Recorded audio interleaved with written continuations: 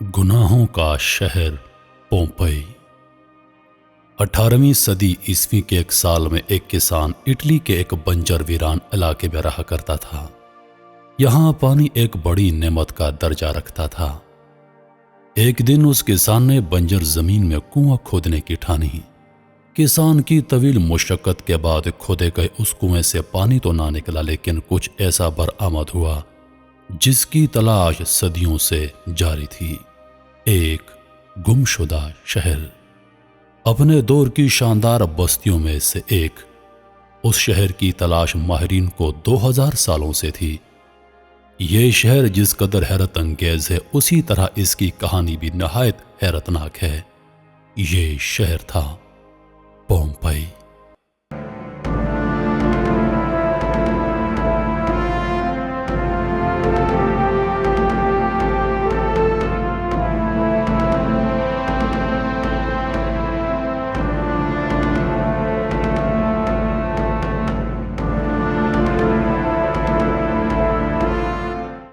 پومپئی ایک قدیم رومی شہر تھا جو موجودہ ملک اٹلی کے علاقے کمپانیا میں ناپولی کے نزدیک واقع تھا۔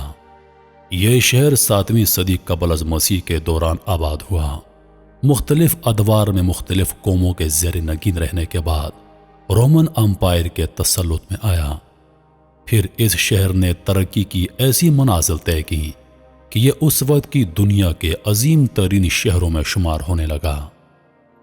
پانی کے تالاب، کلب، بیکریاں، کشادہ سڑکیں، واٹر سپلائی کی اسکیم، لائبریری، کمیونٹی سینٹر، ہسپتال، گھوڑے باندھنے کے جدید استبل، 2 منزلہ مکانات اور مکانوں کے پیچھے چھوٹے چھوٹے لان، اور ان میں نصب فواروں نے اس شہر کو جنت بنا دیا تھا۔ یہ دنیا کا پہلا شہر تھا جس میں زیبرا کراسنگ شروع ہوئی۔ یہیں سے کریم کیک ایجاد ہوا اور یہیں سے اجتماعی غسل خانوں یا حمام کے تصور نے جنم لیا تھا۔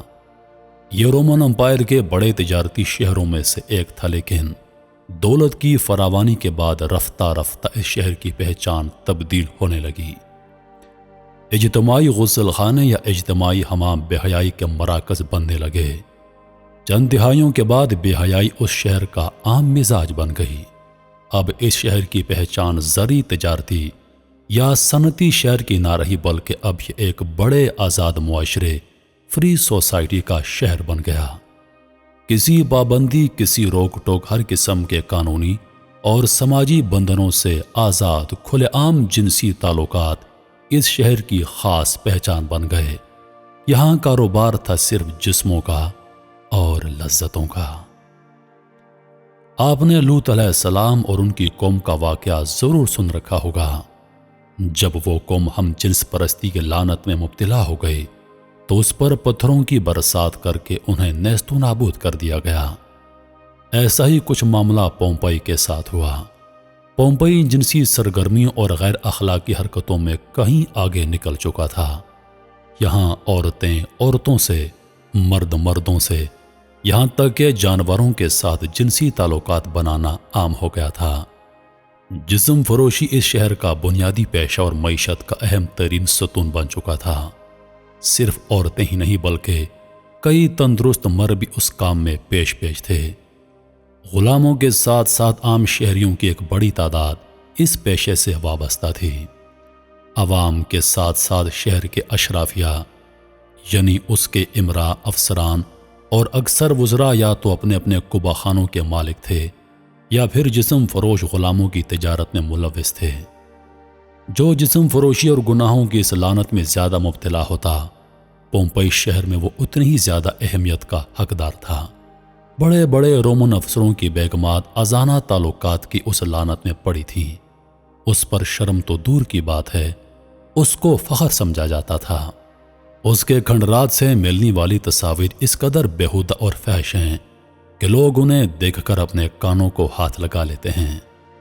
پومپئی کی دیواروں پر لکھی گئی غیر اخلاقی اور غیر فطری شاعری کی مثال ماضی اور مستقبل میں کہیں نہیں ملتی۔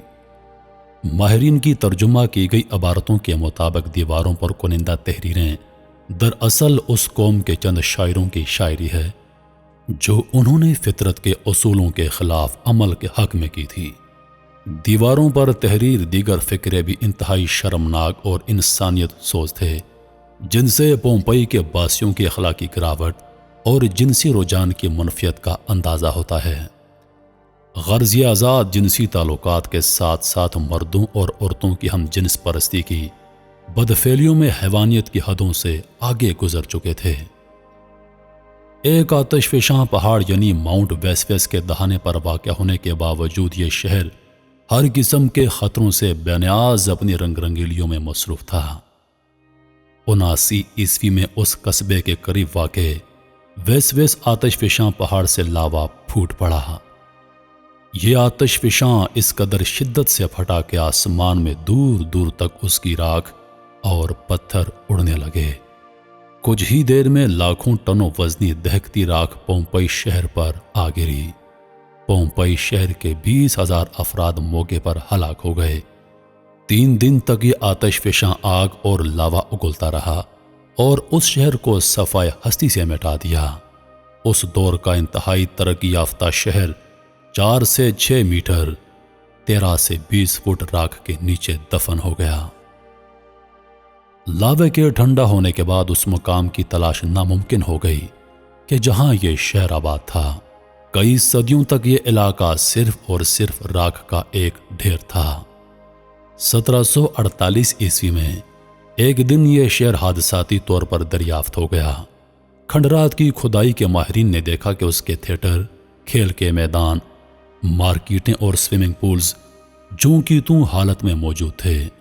یہ عذاب اس شہر کے مقیموں پر اس وقت نازل ہوا جب ان کی اکثریت گناہ آلود سرگرمیوں میں ملوث تھی۔ اس شہر کی دریافت کے بعد کھدائی کی گئی تو ماہرین آثار قدیمہ یہ دیکھ کر حیران رہ گئے کہ لوگ مردہ حالت میں محفوظ ہیں، اور ایسا لگ رہا تھا جیسے قدرت نے اخلاق بخت حرکتیں کرنے والی قوم کو آنے والی دنیا کے لیے نشان عبرت بنا دیا ہو۔ جو شخص جس حالت میں تھا اسی حالت میں رہ گیا۔ آج بھی جب پومپئی کی باقیات دریافت ہوتی ہیں تو وہاں کے رہنے والوں کی لاشیں بے گور و کفن اسی حال میں ملتی ہیں جس میں وہ اپنے آخری وقت میں موجود تھے۔ ان سے پتہ چلتا ہے کہ بڑی تعداد میں لوگ، مرد عورتیں، بدفعلیوں میں مصروف تھے۔ کئی گھروں میں روزمرہ معمولات زندگی کے آثار بھی ملتے ہیں، جوں کہ توں ایسے رکے ہیں جیسے کسی نے اچانک انہیں ساکت کر دیا ہو۔ اس شہر کا زیادہ تر حصہ دریافت کر لیا گیا ہے، کھدائی ابھی جاری ہے۔ پومپئی کی پختہ سڑک پر چلتے ہوئے ہر گھر میں موجود کچن، باغات اور چشموں کو بآسانی دیکھا جا سکتا ہے۔ اس شہر میں صاف پانی کی فراہمی اور نکاسی آب سے لے کر زندگی کی ہر آسائش موجود تھی۔ یہاں کے لوگوں کا شمار اس خطے کے امیر ترین لوگوں میں ہوا کرتا تھا، لیکن افسوس کہ ان ناقدروں نے اپنے پروردگار کی نعمتوں کا انتہائی غلط استعمال کیا اور آئندہ آنے والی قوموں کے لیے ہمیشہ ہمیشہ کے لیے نشان عبرت میں تبدیل ہو گئے۔